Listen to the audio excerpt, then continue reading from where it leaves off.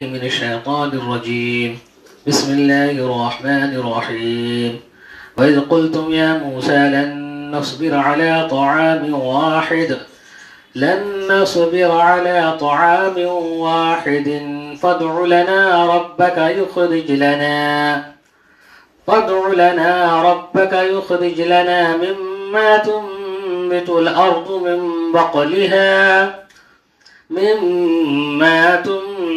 الأرض من بقلها وقثائها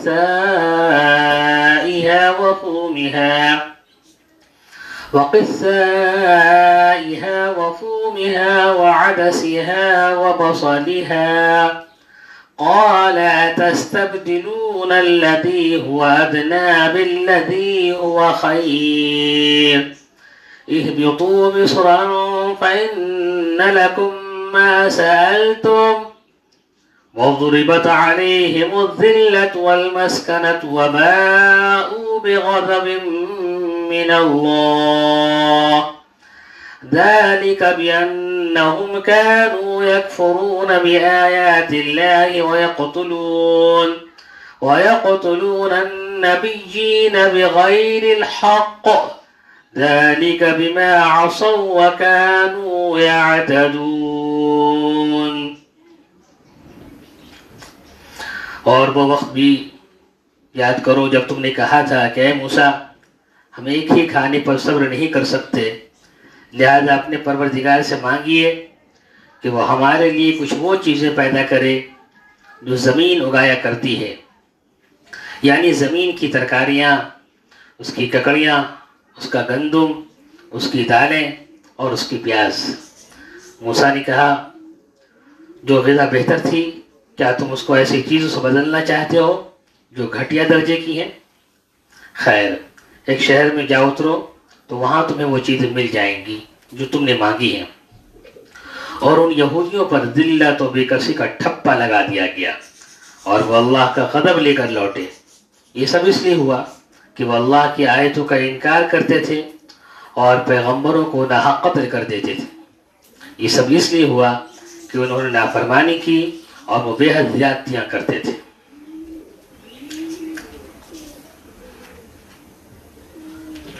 سورہ بقرہ آیت نمبر 61 کی تلاوت کی گئی اور ترجمہ پیش کیا گیا۔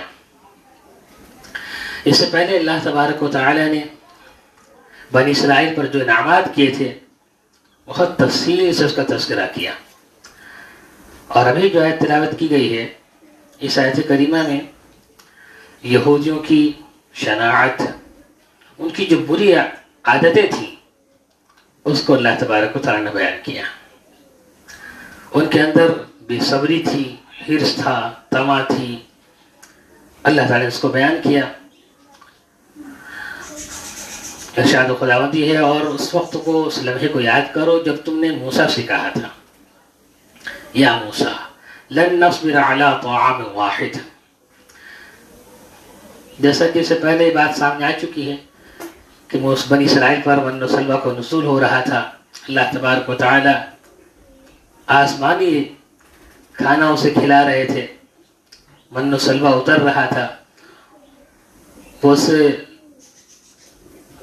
لطف اندوز ہو رہے تھے، کھاتے کھاتے ان کی طبیعت میں تاہٹ پیدا ہوئی اور انہوں نے کہا کہ اے موسیٰ لن نصبر علی طعام واحد۔ تو پہلی گستاخی تو اس نے یہ کی کہ موسیٰ علیہ السلام کا نام لیا اور کہا یا موسیٰ۔ اپنے نبی اور رسول کا تو احترام کرنا لازم تھا، یہ کہہ سکتے تھے یا رسول اللہ یا نبی اللہ، بجائے یہ کہنے کا کہا یا موسیٰ۔ اس جملے میں نبی کی توہین ہے، نبی کی بے ادبی ہے۔ بہرحال تو پہلی بے ادبی تو یہ کہ موسیٰ علیہ السلام کا نام لیا، کہا یا موسیٰ۔ دوسری بے ادبی یہ کہ لن نصبر علی طعام واحد نے کہا کہ ہرگز ہم ایک کھانے پر بس نہیں کر سکتے، ایک کھانے پر صبر نہیں کر سکتے۔ وہ یہ کہہ سکتے تھے لن نستطيع الصبر، ہم سے صبر نہیں ہو پا رہا، ہم صبر کر نہیں پا رہے، بلکہ مناسب تو یہ تھا کہ وہ صبر کرتے اور اللہ سے دعا کرتے کہ اللہ ہمیں ربنا افرغ علینا صبرا وثبت اقدامنا، صبر کرنے کی ہمیں توفیق عطا فرما دیجیے. ہم صبر نہیں کر پا رہے، دعا کرتے اور اس پہ جمے رہتے، ثابت قدم رہتے، لیکن بجائے اس پہ ثابت قدم رہنے کے کہ انہوں نے کہا لن نصبر، ہرگز ہرگز ہم ایک کھانے پر صبر نہیں کر سکتے، بس نہیں کر سکتے. یہ بھی اس جملے میں گستاخی کا پہلو ہے. لن نصبر على طعام واحد فادع لنا ربک، اس کے بعد کہا فادع لنا ربک، اپنے رب سے ہمارے لیے دعا کیجیے. تو 3 بے ادبی ساتھ ساتھ کی انہوں نے. موسیٰ علیہ السلام کا نام لیا، پھر ایسا جملہ استعمال کیا جس میں بے ادبی کا پہلو تھا لن نصبر على طعام واحد فادع لنا ربک، اپنے رب سے ہمارے لیے دعا کیجیے. اس جملے سے پتہ چل رہا ہے رب سے بیگانگی کا اظہار ہے کہ موسیٰ کے رب ہیں، ہمارے رب نہیں. فادع لنا ربک، اپنے رب سے ہمارے لیے دعا کیجیے. تو ان کی طبیعت میں جو شناعت تھی، طبیعت میں جو مزاج تھا ان کا، اس کو بیان کیا ہے اس نے اپنے انداز میں. فادع لنا ربک یخرج لنا مما تنبت الارض، تو اپنے رب سے ہمارے لیے دعا کیجیے کہ یخرج لنا مما تنبت الارض، وہ ہمارے لیے وہ چیزیں پیدا کرے، زمین کی وہ پیداوار ہمیں چاہیے جسے زمین اگاتی ہے، وہ ہمیں چاہیے. ہمیں ترکاریاں چاہیے، ہمیں سبزیاں چاہیے، ہمیں ککڑیاں چاہیے، ہمیں دالیں چاہیے اور ہمیں پیاز چاہیے. ان چیزوں کی فرمائش کی بنی اسرائیل نے. موسیٰ نے کہا، موسیٰ علیہ السلام حیرت میں پڑ گئے. کہاں اللہ تبارک و تعالیٰ کی جانب سے بہترین نعمت مل رہی تھی، بہترین غذا انہیں دیا جا رہا تھا، بہترین کھانا مل رہا تھا، من و سلویٰ کو نزول ہو رہا تھا بغیر مشقت کے، بغیر جد و جہد کے. وہ ایک آسمانی کھانا تھا اور اللہ تبارک و تعالیٰ کی طرف سے خاص نعمت تھی، خاص تحفہ تھا، خاص ہدیہ تھا. اس کو چھوڑ کر وہ دال اور پیاز طلب کر رہے ہیں. عجیب بات ہے، پیاز جس کے منہ سے فرشتوں کو نفرت ہے، جس کے پیاز کھا کے مسجدوں میں آنے سے منع کیا گیا ہے، اس سے ایسی بو آتی ہے، وہ طلب کر رہے ہیں. تو موسیٰ علیہ السلام نے کہا تستبدلون الذی هو ادنی بالذی هو خیر، کیا تم اعلیٰ اور افضل چیز کے مقابلے میں تم گھٹیا اور معمولی درجے کی چیز کے طلبکار ہو؟ یہ عجیب بات ہے. اتستبدلون الذی هو ادنی بالذی هو خیر اهبطوا مصرا فإن لكم ما سألتم. خیر، تو اگر تمہاری یہی مرضی ہے، یہی خواہش ہے اور اسی کے تم طلبگار ہو تو کسی شہر میں اتر جاؤ. اهبطوا مصرا، کسی شہر میں چلے جاؤ.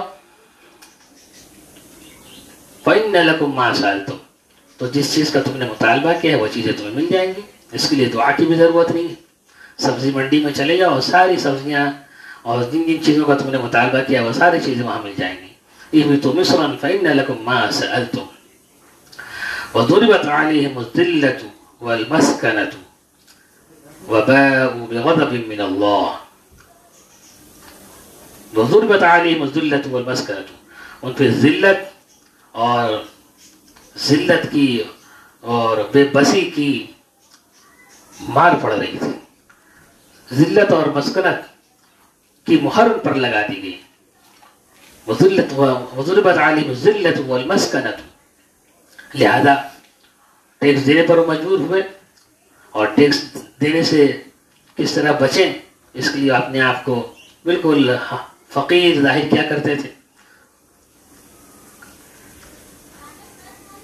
ایک وقت ایسا آیا کہ مسلمانوں کے قدموں پہ وہ ڈال دیے گئے اور پوری دنیا میں وہ ذلیل و خوار ہوئے. وضربت علیہم الذلۃ والمسکنہ، اور آج بھی ذلیل و خوار ہیں. ان پر ذلت اور مسکنت چمٹا دی گئی ہے، ان کو ذلت و مسکنت کی مہر لگا دی گئی ہے.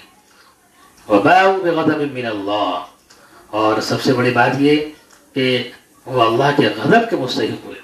اللہ تبارک و تعالیٰ سے ناراض ہوا، اور جس سے خالق و مالک ناراض ہو جائے، جس پر خالق و مالک کا غضب نازل ہو، اس کی تباہی اور بربادی میں کیا تردد ہو سکتا ہے. وہ قوم ہلاک ہو جائے گی جو اپنے رب کو ناراض کر دے، اور جس سے اس کا رب ناراض ہو جائے. تو اللہ اس سے ناراض ہوئے. واو بغضب من اللہ، ذلك بأنهم كانوا يكفرون بآيات الله ويقتلون النبيين بغير الحق. اور یہ اس وجہ سے ہوا کہ وہ اللہ کی آیتوں کا انکار کیا کرتے تھے. جو اللہ تبارک و تعالیٰ کے احکامات تھے، اللہ تبارک و تعالیٰ کی جو ہدایات تھے، وہ اس کے منکر تھے، اس کا انکار کیا کرتے تھے. وَيَقْتُلُونَ النَّبِيِّينَ بِغَيْرِ الْحَقِّ، اور نبیوں کو ناحق قتل کیا کرتے تھے، انبیاء کرام کو قتل کیا کرتے تھے. بنی اسرائیل کا ایک ایک فرد، روایت میں آتا ہے کہ ایک ایک فرد 300 نبیوں کو قتل کیا ہے ایک ایک شخص نے. بے شمار انبیاء کرام کو لوگوں نے قتل کیا. وَيَقْتُلُونَ النَّبِيِّينَ بِغَيْرِ الْحَقِّ. عبداللہ بن مسعود رضی اللہ تعالیٰ عنہ کی روایت ہے کہ قیامت کا دن سب سے زیادہ اور سب سے سخت عذاب اس شخص کو ہوگا جس کو کسی نبی نے قتل کیا ہو، جس کو کسی نبی نے قتل کیا ہو، یا جس نے کسی نبی کو قتل کیا ہو. اور یا پھر اس شخص کو ہوگا جو گمراہوں کا امام ہے، گمراہ قوموں کا جو امام ہے، اس کو بھی ہوگا سب سے زیادہ سخت عذاب ہوگا. اور پھر اس شخص کو ہوگا جو تصویر بنانے والا ہو. تو 4 شخص کا تذکرہ ہے اس روایت میں. عبداللہ بن مسعود رضی اللہ تعالیٰ کی روایت ہے. تو بنی اسرائیل انبیاء کرام کو قتل کیا کرتے تھے. آگے اللہ نے کہا بغیر الحق، ناحق قتل کیا کرتے تھے. یاد رکھیے نبیوں کا جب بھی قتل ہوگا وہ ناحق ہی ہوگا. بغیر الحق کی تاکیداً یہ لفظ لایا گیا ہے. اللہ تبارک و تعالیٰ نے ان کے جرم کی شدت کو بتانے کے لیے تاکیداً یہ لفظ لایا ہے کہ وہ جانتے تھے کہ میں جو کر رہا ہوں وہ غلط کر رہا ہوں. نبی کا جو قتل کر رہا ہوں بالکل غلط کر رہا ہوں. عناد کی وجہ سے، اپنے سرکشی کی وجہ سے میں یہ قتل کر رہا ہوں، وہ بھی جانتے تھے. تو وَيَقْتُلُونَ النَّبِيِّينَ بِغَيْرِ الْحَقِّ، وہ ناحق انبیاء کرام کو قتل کیا کرتے تھے. ذَلِكَ بِمَا عَصَوْا وَكَانُوا يَعْتَدُونَ، اور اس وجہ سے کہ وہ بہت زیادہ نافرمانی کرتے تھے اور حد سے زیادہ تجاوز کرتے تھے. انسان جب نافرمانی کرتا رہتا ہے اور کرتا رہتا ہے، مسلسل نافرمانی کرتا ہے اللہ تبارک و تعالیٰ کی، تو نافرمانی کرتے کرتے کرتے کرتے وہ جری ہو جاتا ہے، وہ نڈر ہو جاتا ہے، وہ بے باک ہو جاتا ہے، خوف خدا اس کے اندر سے ختم ہو جاتا ہے. اب وہ جو چاہتا ہے کرتا ہے، جو اس کے دل میں آتا ہے وہ کرتا ہے. وہ دھڑلے سے گناہ کرتا ہے، گناہ کو گناہی تصور نہیں کرتا. گناہ کبیرہ اور بڑے سے بڑا جرم اس کے سامنے اس کی کوئی وقت ہی نہیں ہوتی، کوئی حیثیت ہی نہیں ہوتی. تو جرم کا عادی ہو جاتا ہے، عادی مجرم بن جاتا ہے. تو اس یہی وجہ کہ وہ گناہ کرتے کرتے اور حد سے زیادہ تجاوز کرنے لگے. وَكَانُوا يَعْتَدُونَ، اور حد سے زیادہ تجاوز کرنے لگے جب، تو انبیاء کرام کو قتل کرنے لگے. اللہ تبارک و تعالیٰ کی آیات کا انکار کرنے لگے، اللہ تبارک و تعالیٰ کے احکامات کا انکار کرنے لگے. اللہ تبارک و تعالیٰ کے ہدایات کو پس پش ڈال دیا ان لوگوں نے. لہٰذا یہ بڑے بڑے جرائم تھے اور یہ ان کی بری عادتیں تھیں جس کو اللہ تبارک و تعالیٰ نے یہاں بیان کیا ہے. اس آیت کریمہ میں ہمارے لیے یہ سبق ہے کہ ہم اپنے بے صبری کا مظاہرہ نہ کریں.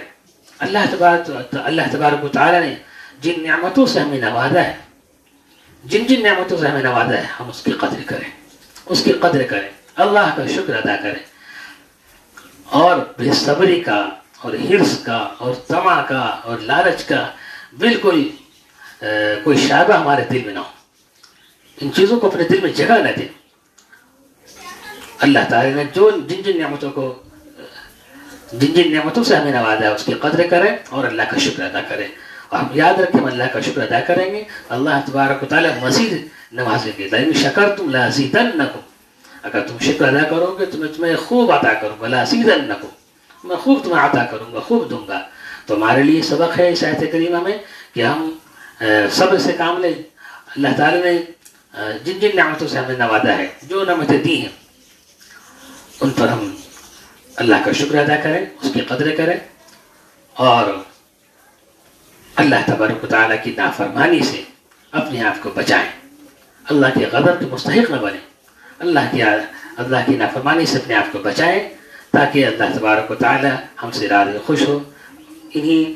آج ایک ہی آیت کی تشریح ہوگی، باقی انشاءاللہ آئندہ ہفتے. وآخر دعوانا ان الحمد للہ رب العالمین.